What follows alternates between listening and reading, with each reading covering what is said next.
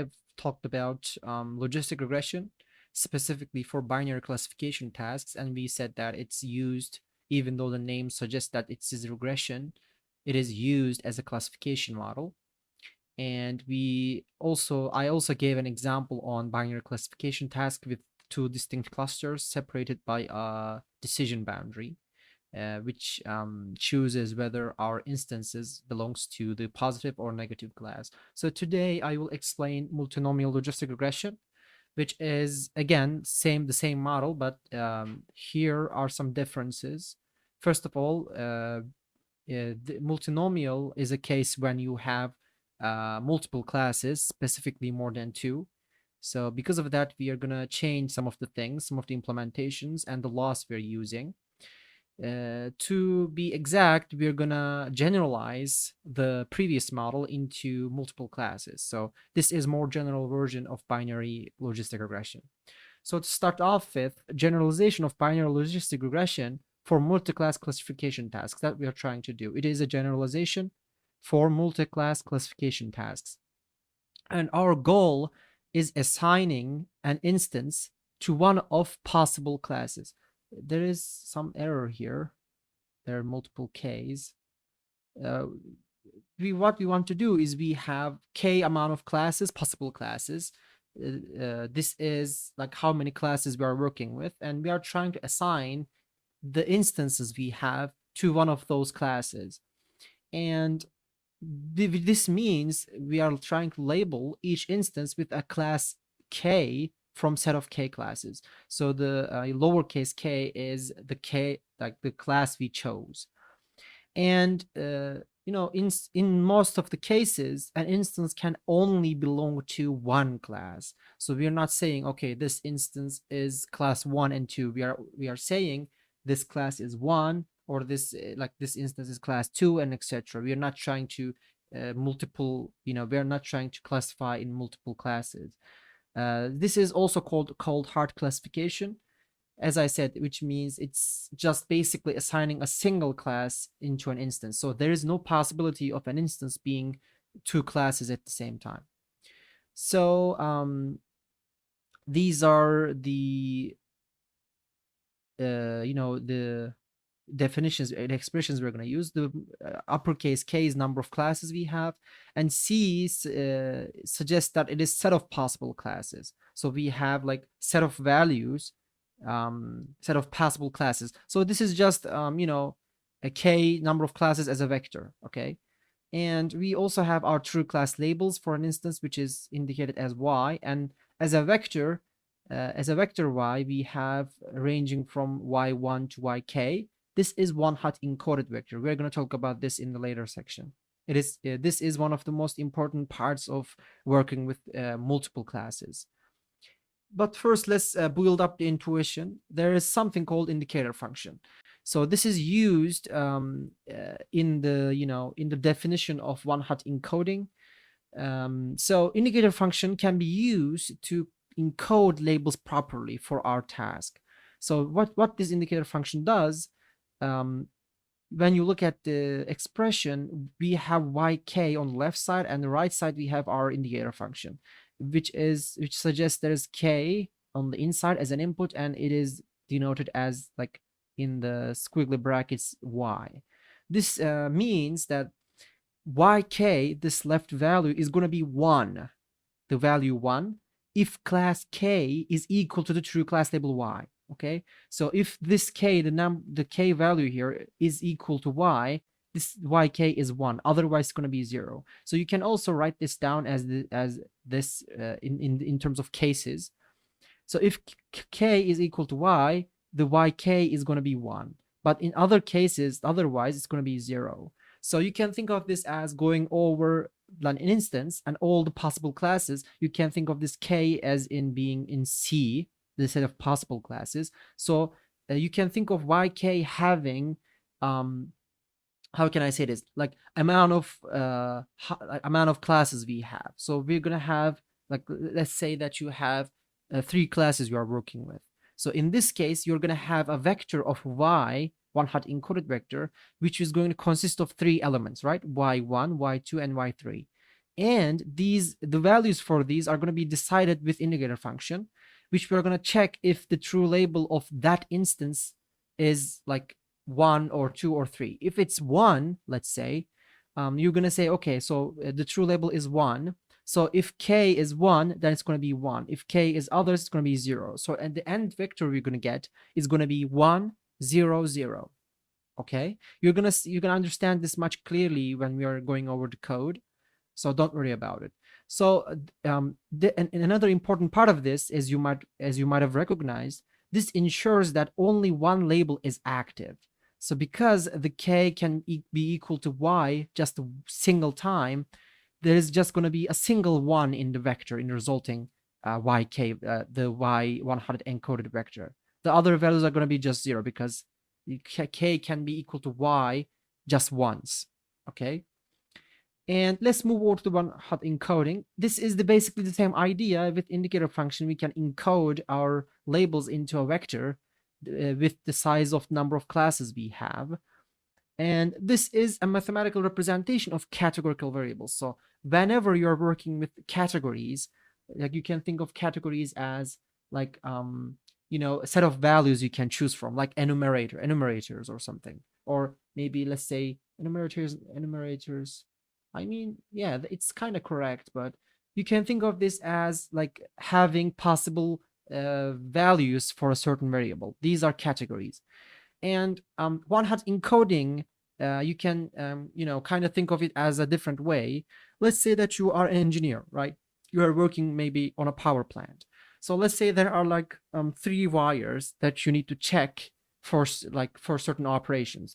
Well, so let's say if a certain lamp, like if you want a certain lamp being powered on, let's say one wire should be live. Okay, one wire should contain electricity and the others shouldn't. And for other type of tasks, it is maybe different. Maybe the second wire should contain electricity for a different task. So one-hot encoding is basically one of the wires being live and the rest of the wires are being dead. You can think of it as this way. And for the encoded resulting vectors, the vector that we've talked about on the previous part of the video, one-hot encoded vector I told you. So you can also represent these elements in terms of indicator function, and it is represented as this. We just assign the values of k into the k of classes, and we just compare with the true label of that instance. So these y's are just going to be the same for for a vector. So I'm probably going to expand on this, and let's see what it does maybe in the later part of the video. Maybe I wouldn't, so I don't really know. And our job of the classifier is to produce an estimate vector y hat such that it this should be equal to the y for an instance x y k should be 1. This doesn't really make sense, I think, but you can think of this as creating a probability distribution over k values for a single instance. So we're going to have like a probability distribution, which means that we're going to have like probabilities as a result in the same shape of number of classes. So you're going to see which probability is higher. Okay, so we're going to have like a numerical values at the end as a result. So that's why it's called regression. But this is going to help us decide if a point of an instance belongs to a certain class, because it's a probability. Okay, so let's move on to the next section. This might be complicated to understand because my notes are kind of complicated, and I don't want to really bother you guys with the details because the video just increases in minutes, and I don't want that. So let's move over to the softmax part of the video. So excuse me. So previously in binary classification, we have used sigmoid function as an activation function, which helped us map the values in between 0 and 1. But in this case, this doesn't work because we don't want to map values in between 0 and 1, because we have like 0, 1, 2, 3, 4, depending on the context, depending on how many classes we have.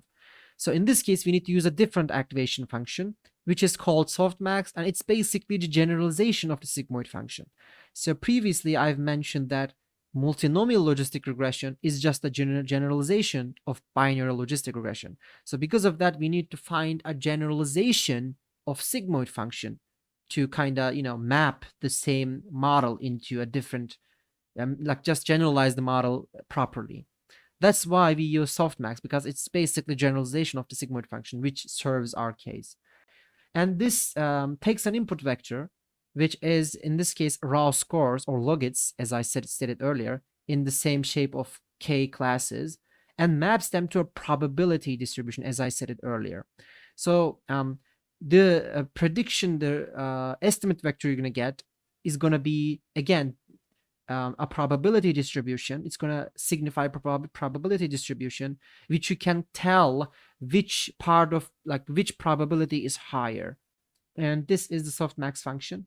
We just use Euler number and the, the certain point from the, like, for all the elements in the input vector, and just denominator is the normalizer for the values. So we do this because we want to make sure, like, all the values inside the new probability distribution, like, all the elements sum up to 1, because we want to get, like, we want to calculate all the probabilities over 100%. Okay, so this kind of makes sure that, we get proper probabilities, like, the probabilities make sense.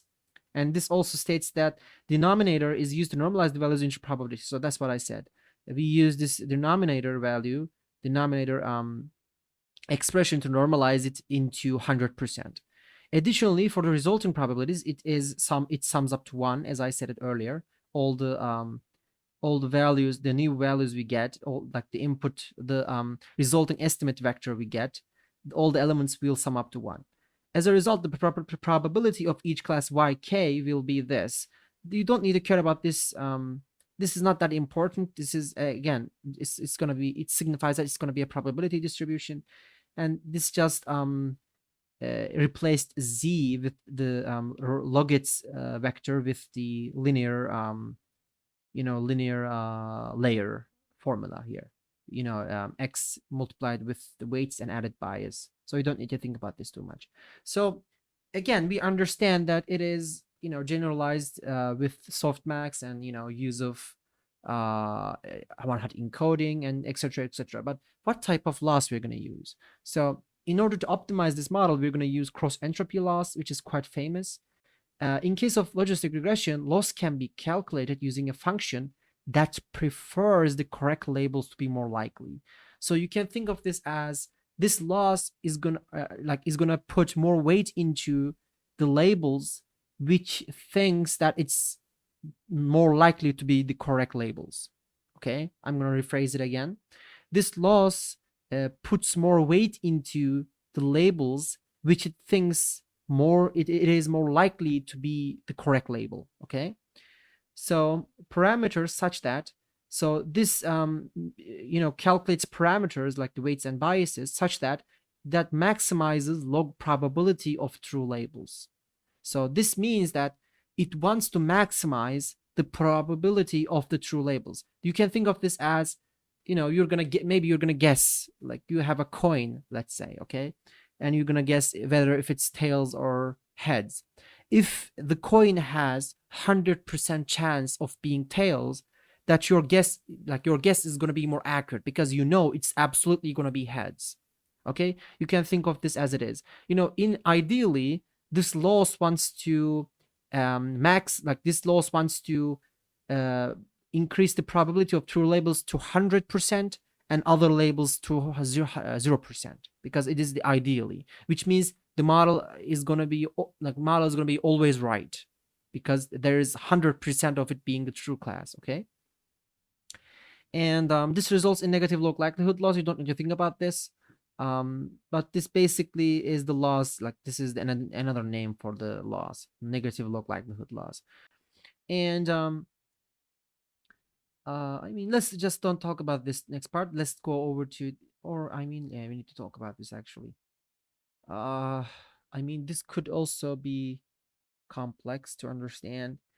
So let's go over it quickly. So we want to have weights, right, for our model.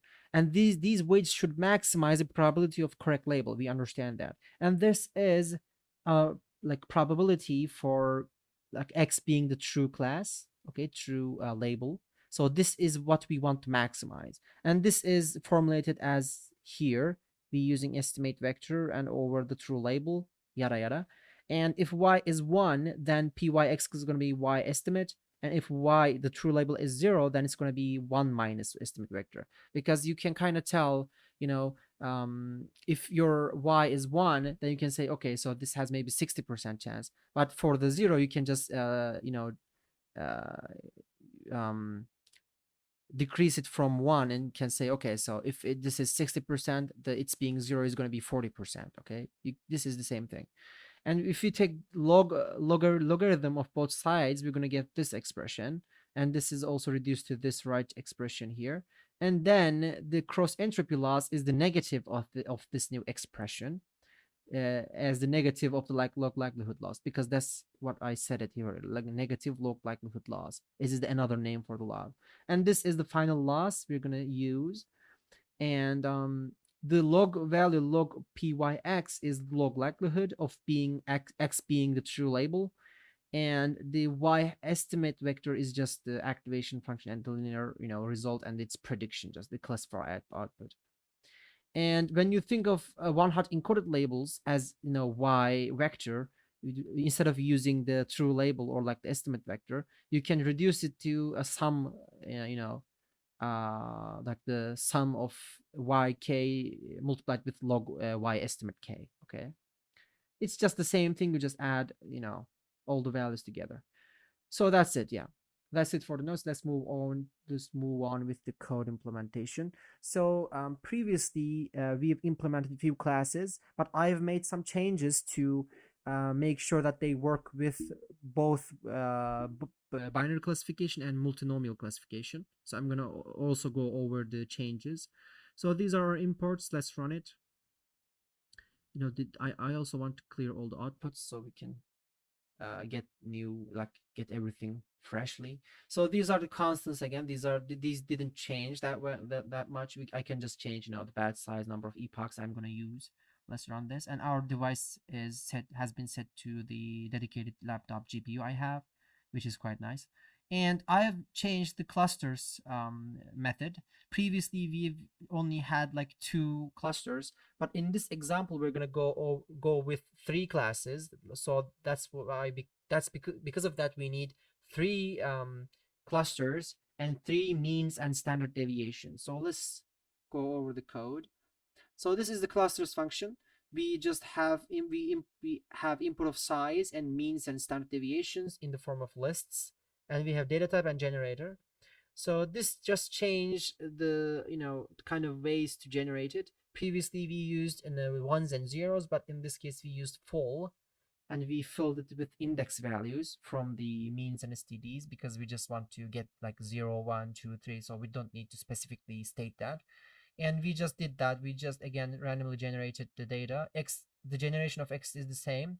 We just changed y. We just changed it into ones and zeros to full, and we just use index from the for iteration from enumerate, and then we appended all of the new values into x and then concatenated them to create one single data. Okay. Yeah, I don't know if it makes sense or not. So when I run this, we're gonna generate 3 clusters which with the same size in like separate means and standard deviations.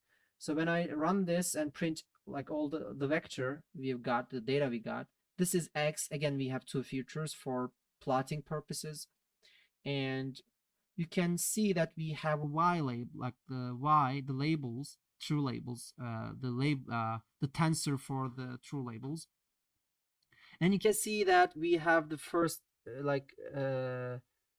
being 0, and then it goes to 1, and it goes to 2. So in this case we have 3 classes, right? You can kind of tell based on the index, based on the indexes.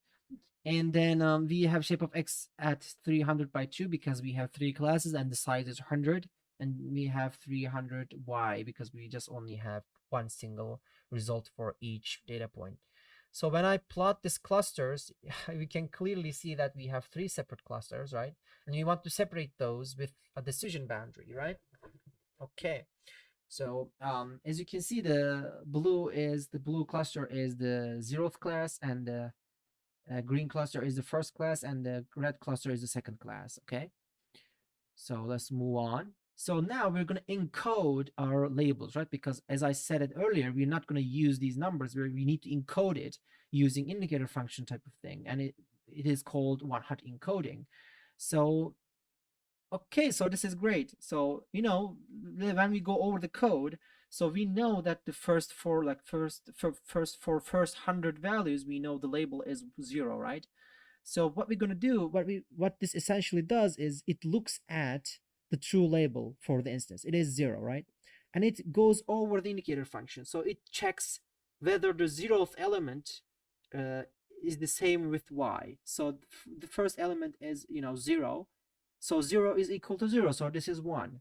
So this is 1, the first element. It checks if 1 is equal to 0. It's not. So this is 0. And it's the same for the last element. Okay, so that's basically it for one-hot encoding. If you like, for example, if it's 1, if the true label is 1, then it checks if the 0, like if the 0th value, like index of 0 is equal to the label, which this is 0, like the 0th label. Yeah, it's kind of complicated to explain. So the 0th index, the value with 0, it's not equal to 1, so it's 0. So this is the first index, like in the first index, yeah, and it checks if it's equal to 1. Yeah, it is. So this is 1. Okay, that's how it works. Because of that, we have like the size of how many elements we like. I mean, these resulting vectors are the same size with the number of classes we have, which in this case we have 3 classes. So if you have 4 classes, these are gonna have 4 classes, like 4 elements. And for each of these resulting vectors, the only one is the one is located at the correct label position. Okay, so if the label is 0, then it's located in the 1 is located in the 0th index. If the label is 1, the 1 is located in the first index, and the correct label is 2, then the 1 is located in the second index. Okay, yeah, I'm kind of not doing a great job. So I also changed logistic regression class. I added additional variable, multinomial boolean. Let's check it out. So what I did is I added multinomial argument to use it for multinomial classification. And if it is multinomial, then it checks if the outer dimensions are correct and makes sense, and it raises value or if output dimensions are less than 2, because we know that we need to get multiple values as a result. Because if we get a single result, then it means we are just doing a binary classification. And if it is binary classification and out dimensions are not equal to 1, which means we are doing something wrong, because for binary classification out dimensions must be 1. We need to get a single value. Okay, and we just made the assignment of object's own parameter, and we use initialization for we initialize it as the same with linear regression. In forward method, we create another variable that's just the results of the forward method. As I stated in the previous videos, logits, the output result of the linear forward method is called logits when we are working with logistic regression. And if it's self-multinomial, we need to use a softmax activation function. But if it's binary classification, we use sigmoid function. So that's what I did here. Okay. So let's move on with the code. Again, we define our data sets. We combine the x and y's into a tuple. We create our data split with 80% of being training data and 20% being validation data. And we create dedicated data loaders for both of the datas. We create our trainer class. In this case, we changed the loss into cross entropy loss. Previously, this was BCE loss, short for binary cross entropy loss. Okay, this is the generalization of the cross entropy loss. And when we train it, so when we look at the first validation loss, it's 1.1, but the last validation loss is 1.58, so it's improved. So we trained the model. So don't worry about that. So when we plot the losses, we get this graph. So the loss for both of the data sets decreased and kind of settled in between like 15 or like 12 in between like 20, and so we get like certain parameters, right? And these parameters have certain shape. So we have like two weights, and like we have, let's, okay, so we have three weight tensors with two elements, and then we also have a bias of three elements. So how are we going to use these? So we're going to use these weights and biases to get a certain score for each classes. So because that's why we have three of both. So you can think of this as having three separate models for each class. So if we are working, if we are working with four classes, we would have like 4x2 weights and just four biases. What this is going to do is it's going to calculate three scores, right? Because that's what we told, like we're going to get an estimate vector in the same shape, say same size of number of classes we have.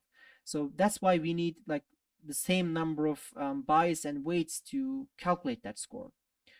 So that's what I did. So let's also plot the model, the final model.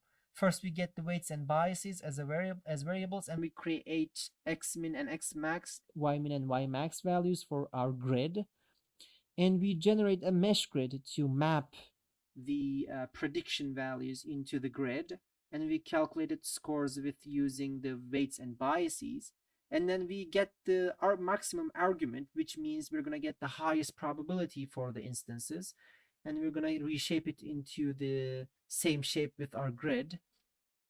So when we plot this as a contour, we're going to get a quite good looking graph. So as you can see, so previously this is our clusters, right? So what we want to do is we want to find some sort of areas for the classes, for the clusters, and this separates it quite well, isn't it? Like we have a red region, it only has like red dots in it.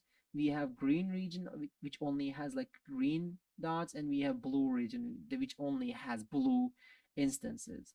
So we can clearly see that our model works well. It's like perfectly just created the cluster, separated the clusters from each other, and it also has certain decision boundaries. So one thing I'm going to tell you is how, like maybe you are asking yourself, okay, so how these boundaries are decided, right? These boundaries, so let's look at this upper boundary in between y1 and y2, right? So these boundaries are where the probability of an instance being like the first class and the second class being equal. Okay, so these are the boundaries which our model isn't sure. So let's say that we're gonna get estimate vector of 3. I mean we're gonna get an estimate vector of size 3. So let's say that for the 0th class, um, maybe you will have like a probability of being 0 point, maybe it's like 1.5%, but for the other two it's going to be equal. So maybe, you know what, let's do something more easy. So let's say that for like specific point in this boundary, let's say the point being the 0th class is like the probability of point being 0th class is 10%, but for like the probability for being the first and second class are going to be like 45% each. So the resulting vector we're going to get is just going to be 10%, and wait, is it the 0th vector? Okay, it's the 0th vector. Okay, so it's going to be 10%, 45%, 45%. So these boundaries are where the like probabilities of the probability of an instance being a certain class, I mean, let me rephrase it again, I'm having a hard time here. So these are when two probabilities of being a certain class are equal. Okay, and this is for the same, this is for class 0 and 2, and this is for class 1 and 0. Okay, these boundaries are decided like that. I didn't, I mean, I kind of had a hard time, but now you're gonna understand it better because we're gonna go over a test on a new instance we're gonna create. So let's say that you have a new instance in the location like -377 and in the 0, so it's gonna be near blue, I think. let's print the new instance, and it's going to be in the shape of 1 to 2 because we fed the data points as a batch, so we need to add additional dimension on top of it. So this is just essentially a batch of data with a single data point. Now let's scatter our, so okay, so this new instance belongs to the second class, right? We know that, and it's in the red region. So we are going to decide on that, like how it works. And we just directly feed this point into our model, and we print the resulting predictions. So this is the resulting vector we got. You know what, actually, let's print its size too, maybe shape, because I think it's going to be helpful. Let's add shape of prediction tensor, and let's maybe add the yn shape. Oh, what happened? What? Okay, so there's something happened. Python, I don't know what happened.